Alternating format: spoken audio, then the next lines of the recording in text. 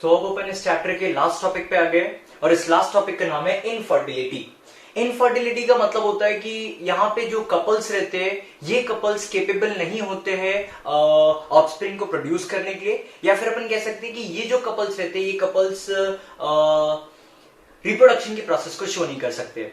Infertility से related बहुत सारे इश्यूज होते हैं अपने इंडियन सोसाइटी में। मेनली इनफर्टिलिटी अगर है किसी कपल को तो उन केसेस में मेनली इंडियन सोसाइटी में फीमेल्स को ब्लेम करते हैं सोसाइटी वाले, but this is very wrong. कई बार प्रॉब्लम मेल्स को भी हो सकती है। कई बार फीमेल फर्टिसाइड के लिए फीमेल बेबी के लिए भी फीमेल्स को ही ब्लेम किया जाता है, बट ये भी गलत है, इसका भी रीजन मेल ही है। सो फर्टिलिटी को पढ़ते अपन देखते हैं फर्टिलिटी के क्या क्या इनफर्टिलिटी के क्या क्या रीजंस है, किस वजह से इनफर्टिलिटी हो सकती है किसी भी ह्यूमन को। सो इनफर्टिलिटी का सबसे पहला रीजन हो सकता है physical reason. And physical reason का मतलब यहाँ पे ये है कि वो जो ऑर्गेनिज्म होगा, वो जो ह्यूमन होगा, मेल या फीमेल जो भी होगा, उसका फिजिकल रिप्रोडक्टिव स्ट्रक्चर बराबर नहीं है। दूसरा रीजन ये हो सकता है कि कोई कॉन्जेनिटल प्रॉब्लम हो सकती है। कॉन्जेनिटल से यहाँ पे मतलब होता है कि ये प्रॉब्लम जो है ये जेनेटिक से रिलेटेड हो सकती है, या जेनेटिक मटेरियल से या पेरेंट्स से मिली हुई प्रॉब्लम हो सकती है। अगला रीजन ये हो सकता है कि भाई उसने बहुत भरपूर मात्रा में ड्रग्स का उपयोग किया है। अगर ज्यादा मात्रा में ड्रग लिया है तो तुम लोग को पता होना चाहिए, ये अपन ने ह्यूमन हेल्थ एंड डिसीज वाले चैप्टर में भी पढ़ा था कि ज्यादा ड्रग लेने की वजह से इनफर्टिलिटी हो सकती है मेल्स और फीमेल्स में। सो ड्रग्स के ज्यादा उपयोग से भी इनफर्टिलिटी हो सकती है मेल या फीमेल में। इम्यूनोलॉजिकल रीजन हो सकते हैं या फिर साइकोलॉजिकल रीजन हो सकते हैं, जिसके कारण किसी भी व्यक्ति को क्या हो सकती है, इनफर्टिलिटी हो सकती है। अब बात आती है यहाँ पे कि क्या ये इनफर्टिलिटी जो उस ऑर्गेनिज्म को या फिर जो उस व्यक्ति को है, क्या इस इनफर्टिलिटी को अपन ठीक कर सकते हैं? सो हाँ, कई केसेस में इनफर्टिलिटी वाले केसेस को इनफर्टाइल केसेस को ठीक किया जा सकता है, और उसके लिए अपने सोसाइटी में इनफर्टिलिटी क्लिनिक्स होते हैं।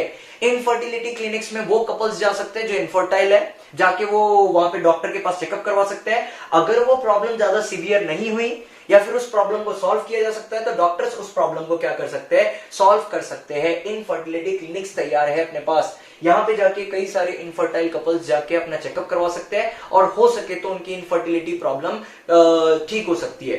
बट कई बार ऐसा होता है कि कई कपल्स जो रहते हैं उन लोगों की इनफर्टिलिटी की प्रॉब्लम ठीक नहीं हो पाती। अब ऐसे केसेस में क्या करें, तो ऐसे केसेस में उन लोगों के पास एक ऑप्शन बचता है जिसे बोला जाता है असिस्टेड रिप्रोडक्टिव टेक्नोलॉजीज, या फिर इसे कहा जाता है ART। अगर कोई इनफर्टाइल कपल है और वो लोग केपेबल नहीं है रिप्रोडक्शन करने के लिए, और वो लोग केपेबल नहीं है ऑफस्प्रिंग बनाने के लिए, तो क्या वो लोग अब क्या कर सकते हैं? उन लोग के पास कौन से ऑप्शंस बचे हुए? तो उनके पास जो सबसे बेस्ट ऑप्शन बचा होता है, this option is known as assisted reproductive technologies, जिसे शॉर्ट फॉर्म में, एब्रिवेटेड फॉर्म में ART भी कहा जाता है। अब इसमें होता क्या है, इसमें क्या किया जाता है, चलो अपन एक एक करके समझते हैं और पढ़ते हैं। सबसे पहली चीज जो तुम लोगों को आर्ट में, that is assisted reproductive technologies में पढ़ना है, इस टेक्निक को बोला जाता है IVF, और ये बहुत फेमस टेक्निक है। तुम लोग बचपन से पढ़ते हुए आ रहे हो, सुना होगा तुम लोगों ने। इस IVF का मतलब होता है इन विट्रो फर्टिलाइजेशन। इसका मतलब यहाँ पे क्या कि अपन लोग मेल और फीमेल गमेट ले लेंगे और इसे अपन फीमेल ऑर्गेनिज्म के बॉडी के बाहर फर्टिलाइजेशन करवाएंगे। मेल ऑर्गेनिज्म से मेल गमेट कलेक्ट कर लेंगे, फीमेल ऑर्गेनिज्म से फीमेल गमेट कर लेंगे कलेक्ट, और इन दो जो गमेट्स को अपन ने कलेक्ट किया है, इन गमेट्स को बाहर किसी टेस्ट ट्यूब के अंदर अपन वही कंडीशन को मेंटेन करते हुए फर्टिलाइजेशन करेंगे जो फीमेल के अंदर कंडीशंस होती है। सो इन विट्रो फर्टिलाइजेशन, IVF का फुल फॉर्म होता है इन विट्रो फर्टिलाइजेशन। इसे अपन लोग टेस्ट ट्यूब बेबी टेक्निक भी कह सकते हैं, क्योंकि यहाँ पे किया मेनली क्या जाता है, सबसे इंपॉर्टेंटली एक टेस्ट ट्यूब ले लिया जाता है, उसमें मेल गमेट डाल दिया जाता है, फीमेल गमेट डाल दिया जाता है, वो सारी कंडीशन मेंटेन की जाती है जो फीमेल रिप्रोडक्टिव ट्रैक्ट में होती है, फीमेल ऑर्गेनिज्म के रिप्रोडक्टिव ट्रैक्ट में होती है। और इसमें क्या किया जाता है, तो बाहर, बॉडी के बाहर, फीमेल बॉडी के बाहर एक ऑफस्प्रिंग या फिर अपन बोल सकते हैं जायगोट तैयार किया जाता है। अब सीधी बात, जैसे मान लो मैंने क्या किया, ये मेल गमेट ले लिया और ये फीमेल गमेट ले लिया, दोनों को आपस में फ्यूज कर दिया, यहाँ पे बना दिया जायगोट। यहाँ पे तैयार हो गया जायगोट।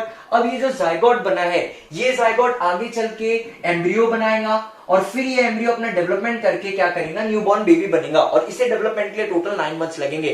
अपन जायगोट तो बाहर तैयार कर सकते हैं, बट ये जो एम्ब्रियो यहाँ पे तैयार होगा, इस एम्ब्रियो को सही जगह प्रोवाइड करनी पड़ेगी इम्प्लांटेशन के लिए। तो ये जो एम्ब्रियो यहाँ पे तैयार होगा, इस एम्ब्रियो को डाल दिया जाता है एक मदर के अंदर, और जिस भी मदर के अंदर अपन इस एम्ब्रियो को डालते हैं उस मदर को बोला जाता है सुरोगेट मदर। सो यहां पे क्या होगा, इन विट्रो फर्टिलाइजेशन, आईवीएफ का फुल फॉर्म होता है इन विट्रो फर्टिलाइजेशन। और जैसी इन विट्रो फर्टिलाइजेशन की प्रोसेस कंप्लीट हो जाएगी, अपन लोग क्या करेंगे, टेस्ट ट्यूब ले लेंगे, उसमें male gamete female gamete, zygote बन गया। अब जायगोट आगे चल के एम्ब्रियो बनाएगा, और जैसे ही एम्ब्रियो बनेगा अपन उस एम्ब्रियो का ट्रांसफर कर देंगे, उस एम्ब्रियो का ट्रांसफर कर देंगे एक फीमेल ऑर्गेनिज्म के अंदर, फीमेल ऑर्गेनिज्म के रिप्रोडक्टिव ट्रैक्ट के अंदर। अब यहां पे दो टेक्निक्स होती है, एक टेक्निक होती है जिसे बोला जाता है जिफ्ट, और दूसरी टेक्निक होती है जिसे बोला जाता है आईयूटी। चलो तो अब अपन समझेंगे कि एम्ब्रियो ट्रांसफर की दो टेक्निक्स क्या है। फर्स्ट टेक्निक है जिसे बोला जाता है जिफ्ट, और दूसरी टेक्निक है जिसे बोला जाता है आईयूटी। सबसे पहले टेस्ट ट्यूब बेबी और इन विट्रो फर्टिलाइजेशन सबको क्लियर हो गया होगा।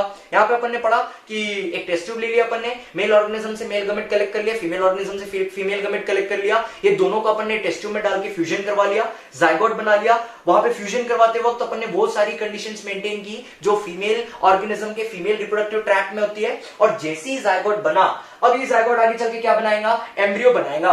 भाई अब एक सबसे इंपॉर्टेंट चीज, अपन एम्ब्रियो तो तैयार कर लेंगे, बट अपन उस एम्ब्रियो को बाहर कल्चर नहीं कर सकते, उसे कहीं ना कहीं इंप्लांट करना पड़ेगा, और इंप्लांट करने के लिए सही जगह जो है वो है यूटेरस, और यूटेरस के लिए अपने को एक फीमेल ढूंढना पड़ेगा। तो यहां पे जब एम्ब्रियो बन जाएगा तो इस एम्ब्रियो को क्या कर दिया जाता है, ट्रांसफर कर दिया जाता है, और उस एम्ब्रियो को फीमेल के यूटेरस में डाल दिया जाता है, या फिर देखते हैं अपन उस एम्ब्रियो को फीमेल में कहां डाला जाता है। तो यहां पे तुम लोग को सबसे पहली टेक्निक जो पढ़ना है, इस टेक्निक का नाम है, फर्स्ट टेक्निक है जिसे बोला जाता है जिफ्ट। जिफ्ट कहा जाता है, जिफ्ट का फुल फॉर्म होता है जायगोट इंट्रा फैलोपियन ट्रांसफर। इसका मतलब यहां पे ये है कि जायगोट जो बन के तैयार होगा, अभी अपन ने देखा ना मेल और फीमेल गमेट को अपन बाहर फ्यूज करने वाले, वहां जायगोट बनेगा, तो अर्ली जायगोट जो बनेगा या फिर जो अर्ली एम्ब्रियो बनेगा, अपन इस जायगोट या अर्ली एम्ब्रियो को अपन ट्रांसफर कर देंगे फैलोपियन ट्यूब के अंदर। देखो तुम लोग को पता होना चाहिए जायगोट बन जाता है, जायगोट कैसा बनता है, ये जायगोट जो बनता है ये सिंगल सेल जायगोट बनता है, फिर यही जायगोट एक सेल, इसमें एक सेल से ये 2 सेल बनाता है, 2 से फिर ये 4 सेल बनाता है, 4 से ये 8 सेल बनाता है, और फिर 8 से 16 सेल स्टेज बनाता है। और तुमको पता होना चाहिए, अपन ने पढ़ा था 8 to 16 सेल स्टेज को ही अपन एक नाम दे चुके, जिसको अपन ने क्या कहा था, इसे अपन ने कहा था मोरूला।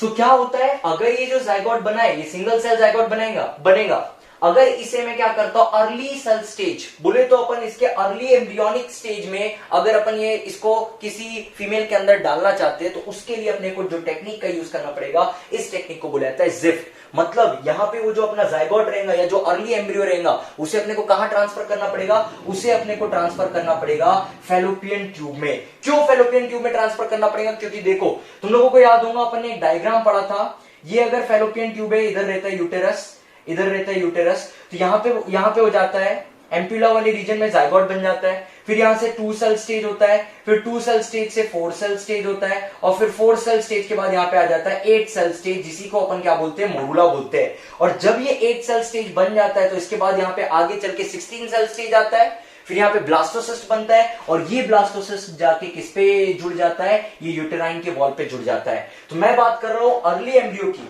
कि अगर जायगोट बन गया और उसका जो अर्ली एम्ब्रियो है, मैं अगर इस अर्ली एम्ब्रियो को, दिस इज अर्ली एम्ब्रियो, इसे मैं बोल दूंगा ये अर्ली एम्ब्रियो है, तो ये अर्ली एम्ब्रियो को मेरे को कहां डालना पड़ेगा, इस अर्ली एम्ब्रियो को फैलोपियन ट्यूब के अंदर डालना पड़ेगा। क्यों, क्योंकि ये अभी अपन यूटेरस में नहीं डाल सकते। क्यों यूटेरस में नहीं डाल सकते, क्योंकि अभी ब्लास्टोसिस्ट बनने का है। सो ये अर्ली एम्ब्रियो को अपन फैलोपियन ट्यूब में डाल देंगे। फैलोपियन ट्यूब में डालने के बाद ये वहां पे सेल डिवीजन चालू कर देगा, 2 से 4 सेल, 4 से 8 सेल, 8 से 16, और फिर वो बनाएगा ब्लास्टोसिस्ट, और जैसे ही ब्लास्टोसिस्ट बनेगा वो जाके इंप्लांट हो जाएगा कहां पे, यूटेरस में। सो जिफ्ट जो टेक्निक है इसे बुलाया जाता है जायगोट इंट्रा फैलोपियन ट्रांसफर। इसका मतलब ये कि टेस्ट ट्यूब बेबी जो अपन ने तैयार किया है, जो जायगोट बना है टेस्ट ट्यूब टेक्नोलॉजी के थ्रू या इन विट्रो फर्टिलाइजेशन के थ्रू, इस जायगोट को अर्ली एम्ब्रियोनिक स्टेज में अपन उठाएंगे और कहां डाल देंगे, फैलोपियन ट्यूब के अंदर डाल देंगे, और इसी टेक्निक को बुलाया जाता है GIFT. This technique is known as GIFT. दूसरी टेक्निक जो अपने पास बचती है, दूसरी टेक्निक जो होती है, इसे बोला जाता है आईयूटी। अब ये आईयूटी का मतलब क्या है मैं समझाता हूं, सब लोग ध्यान से सुनना। देखो इस केस में अपन ने क्या किया था, अर्ली एम्ब्रियोनिक स्टेज में अपन ने इसको कहां डाल दिया था, फैलोपियन ट्यूब में डाल दिया था। क्योंकि इसको फैलोपियन ट्यूब में डाल दिया था, इसलिए इसको बोला गया था zygote intra fallopian tube transfer. मतलब जायगोट को, इंट्रा मतलब होता है अंदर, कल ही बताया था, इंट्रा का मतलब होता है अंदर, जायगोट को अपन फैलोपियन ट्यूब के अंदर ट्रांसफर करने वाले हैं। अब इधर अगर मैं बात करूं इस स्टेप की बात करूं, सेकंड स्टेप जो अपने पास बचता है, या तो अपन ये मेथड का यूज कर सकते हैं या फिर इस मेथड का यूज कर सकते हैं। पहला तो अपन समझ गए जिफ्ट, सेकंड मेथड को समझते हैं, इसे बोलते हैं आईयूटी। आईयूटी में क्या किया जाता है, ये जो देखो सबसे पहले अपन मेल गमेट लेंगे, फीमेल गमेट लेंगे, टेस्ट ट्यूब में डाल देंगे, इनको जायगोट बना देंगे। जायगोट बनने के बाद ये सिंगल सेल जायगोट बनेगा, ये एक सेल से 2 सेल बनाएगा, 2 से 4 बनाएगा, 8 सेल स्टेज बनाएगा। अगर ये जायगोट ने 8 सेल स्टेज को क्रॉस कर लिया है और 8 से ज्यादा इसने क्या बना लिया है, ब्लास्टोमर्स बना लिया है, तब इसे अपन फैलोपियन ट्यूब में नहीं ट्रांसफर करेंगे। क्योंकि देखो 8 सेल स्टेज तक के ही वहां पे जो एम्ब्रियो रहता है, एम्ब्रियो फैलोपियन ट्यूब में कब तक के पाया जाता है, एम्ब्रियो फैलोपियन ट्यूब में तब तक के पाया जाता है जब उसमें 8 सेल स्टेज हो।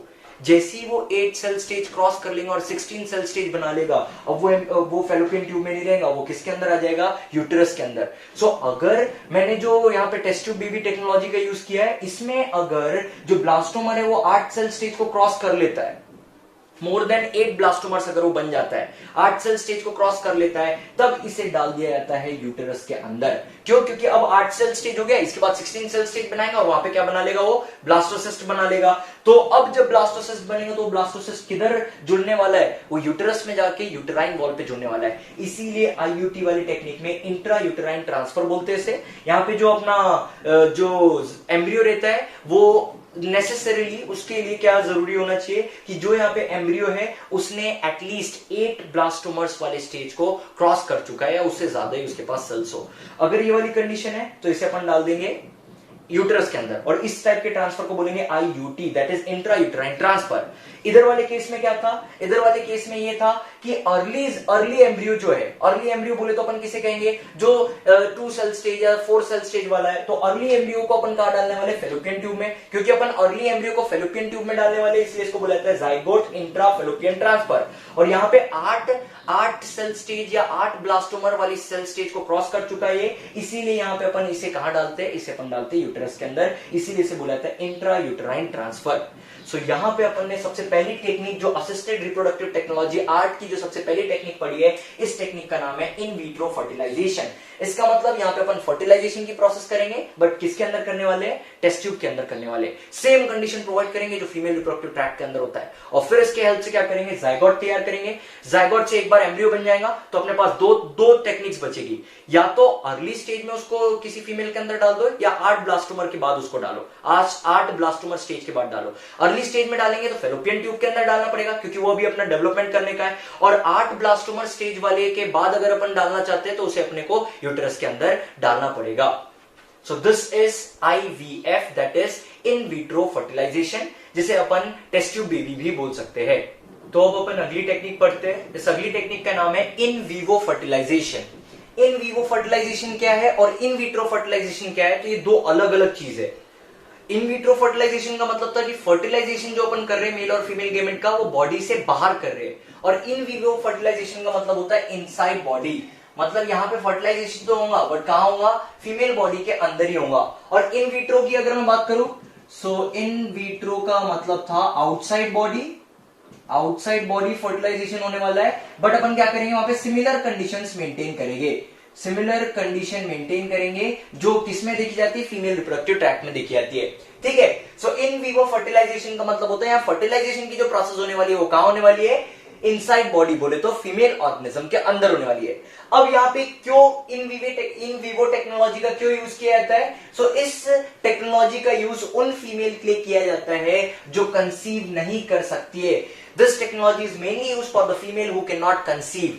अब क्या होता है, कई बार ऐसा होता है कि कई फीमेल्स गमेट नहीं बना पाते हैं, but that female are capable of producing baby. मतलब उनके पास वो इन्वायरमेंट है, उनके रिप्रोडक्टिव ट्रैक्ट में या फिर उनके रिप्रोडक्टिव सिस्टम में वो इन्वायरमेंट है जहां पे बच्चा हो सकता है, बट वो फीमेल गमेट ही नहीं बना सकती। सो ऐसे कंडीशंस में क्या होता है, ऐसे कंडीशंस में GIFT का यूज किया जाता है, गिफ्ट का यूज किया जाता है। और यहाँ पे गिफ्ट का फुल फॉर्म है गमेट इंट्रा फैलोपियन ट्रांसफर। मतलब यहाँ पे क्या किया जाता है, ऐसी फीमेल जो गमेट नहीं बना पा रही है, उस फीमेल के अंदर किसी डोनर फीमेल का गमेट डाल दिया जाता है, और कहां डाल दिया जाता है वो गमेट को डाल दिया जाता है फैलोपियन ट्यूब के अंदर। और सीधी बात भाई, एक बहुत बढ़िया क्वेश्चन है, क्यों फैलोपियन ट्यूब में डाल दिया जाता है, तो इसका रीजन है अपने पास, क्योंकि फैलोपियन ट्यूब में ही क्या होता है, फर्टिलाइजेशन की प्रोसेस होती है। तो क्या किया जाता है, गमेट इंट्रा फैलोपियन ट्रांसफर में गमेट इंट्राफेलोपियन ट्रांसफर एक ऐसी टेक्निक है जिसमें एक अगर फीमेल है, उस फीमेल के अंदर अगर वो गमेट नहीं बना पा रही है बट उसके पास वो एक अच्छा कंडीशन प्रोवाइड कर सकती है बच्चे को बर्थ देने के लिए या बच्चे को 9 मंथ्स रखने के लिए, तो उस फीमेल के अंदर किसी डोनर फीमेल का गमेट डाल दिया जाता है, ओवम डाल दिया जाता है फेलोपियन ट्यूब के अंदर। और यहाँ पे क्वेश्चन मार्क आना चाहिए कि क्यों फेलोपियन ट्यूब के अंदर अपन डाल रहे हैं। सो इसका रीजन भी अपने पास है, क्योंकि फेलोपियन ट्यूब के अंदर ही क्या होती है, फर्टिलाइजेशन की प्रोसेस होती है। तो यहां पे क्या होगा, देखो अपन यहां पे लिखा है transfer of ovum from a donor into fallopian tube of another female who can not produce. इसका मतलब ये कि अपन क्या करने वाले, यहां पे अपन ओवम ट्रांसफर करने वाले। किसका ओवम ट्रांसफर करने वाले, डोनर का ओवम ट्रांसफर करने वाले। कहां ट्रांसफर करने वाले, इसको ट्रांसफर करेंगे अपन फेलोपियन ट्यूब में। और किसके फेलोपियन ट्यूब में, उस फीमेल के फेलोपियन ट्यूब में जो ये गमेट नहीं बना सकती है। और इसी टेक्निक को बोला जाता है गिफ्ट। और इस गिफ्ट का उपयोग किया जाता है इन वीवो टेक्नोलॉजी में। इन विट्रो में क्या हो रहा था, मेल से मेल गमेट ले लिया, फीमेल से फीमेल गमेट ले लिया, बाहर एक टेस्ट ट्यूब ले लिया, उस टेस्ट ट्यूब के अंदर दोनों गमेट्स डाल दिए, सेम कंडीशन प्रोवाइड की जो फीमेल के अंदर रहती है, जायगोट बना लिया। फिर उसके बाद दो टेक्निक यूज किए, जिफ्ट यूज किया अपन ने, और एक यूज किया था IUT। इन दोनों का यूज करके अपन ने उसको डाल दिया किसी मदर के अंदर। बट यहां पे दूसरी टेक्निक जो है, इस टेक्निक का नाम है इन वीवो टेक्निक। इस टेक्निक में क्या किया जाता है, इसमें फीमेल के अंदर ही ये प्रोसेस की जाती है फर्टिलाइजेशन की। बट उन फीमेल्स के अंदर जो कंसीव नहीं कर सकती, उन लोगों के लिए ये टेक्निक बहुत इंपॉर्टेंट होती है। अगर कोई गमेट नहीं बना पा रहा है तो डोनर का गमेट ले लो, उस फीमेल के उसमें डाल दो फेलोपियन ट्यूब में, और फिर ये प्रोसेस पूरी हो जाएंगी। सो this is in vivo technique. दूसरी टेक्निक जो होती है, ये भी बहुत अच्छी टेक्निक है, इसे बुलाता है ICSI। ICSI का फुल फॉर्म होता है इंट्रासाइटोप्लाज्मिक स्पर्म इंजेक्शन। नाम से सब कुछ क्लियर हो गया। इंट्रासाइटोप्लाज्मिक स्पर्म इंजेक्शन का मतलब अपन लोग क्या करने वाले हैं, स्पर्म्स को डायरेक्टली इंजेक्ट करने वाले हैं ओवम के साइटोप्लाज्म में। तुम सभी को पता होना चाहिए, जैसे स्पर्म एंटर करता है ओवम के साइटोप्लाज्म में, क्या होता है, जैसे स्पर्म एंटर करता है तो वहां पे वो ओवम जिसे अपन बोल रहे हैं, वहां पे सेकेंडरी oocyte रहता है। वो सेकेंडरी oocyte सेकेंड मियोसिस करके क्या बनाता है, सेकेंड पोलर बॉडी बनाता है और ओवम बनाता है। तो यहाँ पे क्या किया जाता है, ICSI वाली टेक्निक में, जिसे बोला जाता है इंट्रासाइटोप्लाज्मिक स्पर्म इंजेक्शन, इसमें स्पर्म्स को डायरेक्ट ओवम के साइटोप्लाज्म में इंजेक्ट किया जाता है। और इस टेक्निक को लैब में यूज किया जाता है, और लैब में ही यहाँ पे एम्ब्रियो बनाया जाता है। और एक बार जब एम्ब्रियो बन जाता है तो उसे फीमेल के अंदर वापस डाल दिया जाता है। So this is what we call ICSI, जिसे बोला जाता है इंट्रासाइटोप्लाज्मिक स्पर्म इंजेक्शन। सीधा सीधा मतलब यहाँ पे कि स्पर्म्स को डायरेक्ट अपन ओवम के अंदर इंजेक्ट करने वाले, एग के अंदर इंजेक्ट करने वाले। एक बार फर्टिलाइजेशन होगा, जायगोट बनेगा, एम्ब्रियो बनेगा, एम्ब्रियो को उठाएंगे, ये सब लैब में होंगी प्रोसेस, एम्ब्रियो को उठाएंगे, फीमेल के अंदर डाल देंगे, ताकि वो एम्ब्रियो अपना डेवलपमेंट कर सके फीमेल के बॉडी के अंदर, और मेनली फीमेल रिप्रोडक्टिव ट्रैक्ट के अंदर। इसके बाद जो लास्ट टेक्निक जो तुम लोगों को पढ़ना है, दिस टेक्निक इज AI बहुत इंपॉर्टेंट टेक्निक है, इसे बोला जाता है आर्टिफिशियल इंसेमिनेशन। सो तुम लोगों ने पढ़ा होगा पिछले चैप्टर में इंसेमिनेशन का मतलब। इंसेमिनेशन का मतलब होता है कि मेल जो है वो अपने सेमेंस को ट्रांसफर कर देगा कहां, फीमेल रिप्रोडक्टिव ट्रैक्ट में। उसी प्रोसेस को अपन बोल रहे थे इंसेमिनेशन। बट यहां पे अपन ने क्या लिखा है, इंसेमिनेशन के सामने लिखा है आर्टिफिशियल, मतलब मेल खुद से इंसेमिनेशन नहीं कर पाता है। क्यों नहीं कर पाता है, क्योंकि उसे कोई प्रॉब्लम होती है। अगर मान लो कोई मेल ऑर्गेनिज्म है जिसको इंसेमिनेशन में दिक्कत है, इंसेमिनेशन में प्रॉब्लम हो रही है उसे, कि वो उसमें स्पर्म बन रहा है, सब कुछ हो रहा है, बट वो इंसेमिनेट नहीं कर पा रहा है फीमेल के रिप्रोडक्टिव ट्रैक्ट में।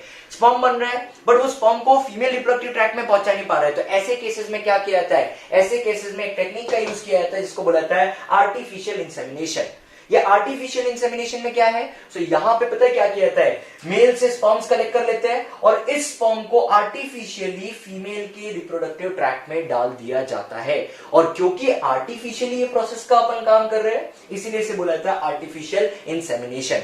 स्पर्म खुद से केपेबल, देखो मेल ऑर्गेनिज्म जो रहता है इस केस में, वो खुद से केपेबल नहीं होता है स्पर्म्स को फीमेल रिप्रोडक्टिव ट्रैक्ट में पहुंचाने के लिए। इसीलिए यहाँ पे क्या करते हैं, मेल ऑर्गेनिज्म का स्पर्म कलेक्ट कर लेते हैं। स्पर्म कलेक्ट करने के बाद उसे क्या करते हैं, आर्टिफिशियली उस स्पर्म को फीमेल रिप्रोडक्टिव ट्रैक्ट के अंदर डाल देते हैं। तो यहां पे अपन लिख सकते हैं sperm is sent into vagina और यूटेरस। स्पर्म को अपन कहां डालने वाले, वेजाइना में या फिर यूटेरस में डालने वाले। और इसी प्रोसेस को, स्पर्म को वेजाइना या फिर यूटेरस में डालने की प्रोसेस को बोला जाता है IUI, जिसका मतलब होता है इंट्रा यूटेराइन इंसेमिनेशन। मतलब अपन लोग क्या करने वाले, यूटेरस के अंदर आर्टिफिशियल तरीके से इंसेमिनेशन करने वाले। ये किस व्यक्ति के साथ ये प्रोसेस का अपन उपयोग कर सकते हैं, AI का उपयोग अपन किसके साथ कर सकते हैं, तो ये अपन उन लोगों के साथ कर सकते हैं, उन मेल्स के साथ कर सकते हैं जिनका लो स्पर्म काउंट है। भाई मान लो कोई मेल है जिसका स्पर्म काउंट बहुत लो है, अब वो इंसेमिनेट कर भी देता है तो स्पर्म बहुत लो रहते हैं, इतने लो रहते हैं कि वो फेलोपियन ट्यूब तक के पहुंच ही नहीं पाते हैं, उनकी मोटिलिटी बराबर नहीं रहती है। या फिर इस टेक्निक का अपन उन लोगों के साथ यूज कर सकते हैं जिनको इंसेमिनेशन में दिक्कत है। कई बार पता है तुम लोग को मेल्स में ऐसी प्रॉब्लम होती है कि उन लोगों को इंसेमिनेशन में प्रॉब्लम होती है, वो सही तरीके से अपने स्पर्म्स को इंसेमिनेट नहीं कर पाते फीमेल रिप्रोडक्टिव ट्रैक्ट में। अगर वो सही तरीके से अपने स्पर्म्स को फीमेल रिप्रोडक्टिव ट्रैक्ट में इंसेमिनेट नहीं कर पाएंगे तो ऐसे केसेस में अपन आर्टिफिशियल इंसेमिनेशन का उपयोग कर सकते हैं। और एक और इसे अपन बहुत इंपॉर्टेंटली यूज कर सकते हैं उन कपल्स के साथ जिनके मेल्स को इरेक्टाइल डिसफंक्शन की दिक्कत होती है। इरेक्टाइल डिसफंक्शन का मतलब यहां पे ये है, देखो मैंने तुम लोगों को बताया था पिछले चैप्टर में कि पीनस जो होता है, इस पीनस में कुछ स्पेशल टिश्यूज होते हैं जो उस पीनस को क्या करने में मदद करते हैं, इरेक्ट होने में मदद करते हैं। बट कई बार क्या होता है, कई मेल्स में प्रॉब्लम होती है, उनको इरेक्टाइल डिसफंक्शन की प्रॉब्लम होती है। इसका मतलब ये कि उनका पीनस जो है वो इरेक्ट नहीं हो पाता है।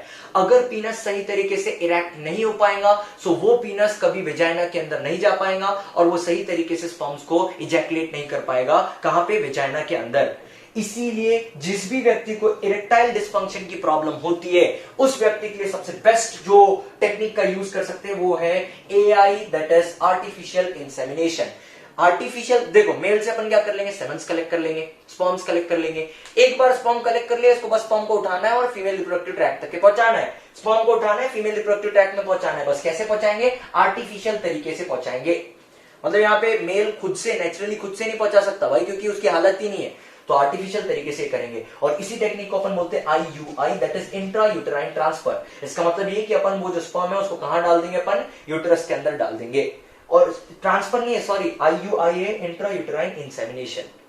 फिर अब ये यहाँ पे अपन ने पूरा इस चैप्टर को पढ़ लिया, इनफर्टिलिटी टॉपिक को कंप्लीट कर लिया है।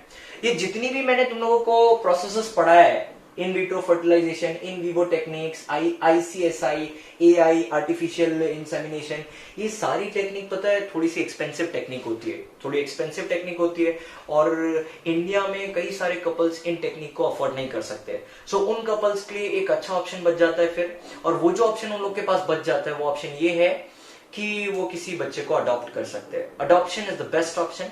देखो अगर मान लो कोई कपल इनफर्टाइल कपल है और वो रिप्रोडक्शन नहीं कर सकते, तो उन लोगों के लिए जो एक सबसे बेस्ट ऑप्शन बच जाता है वो है अडॉप्शन। मस्त एक बच्चे को अडॉप्ट कर लो, उसको बिल्कुल ऐसा पालो, अच्छी तरीके से पालो कि भाई उसको कभी ना लगे कि वो अडॉप्ट किया हुआ चाइल्ड है। उसको लगना चाहिए कि भाई उन लोगों ने उनका ही चाइल्ड है। और ये बेस्ट टेक्निक है, क्योंकि ये जितनी भी टेक्निक बताई है this is very very very expensive techniques है, पैसा लगता है और कपल्स जो गरीब है बेचारे वो लोग नहीं कर सकते। सो उन लोगों के लिए बेस्ट ऑप्शन है कि अडॉप्शन वो लोग कर ले।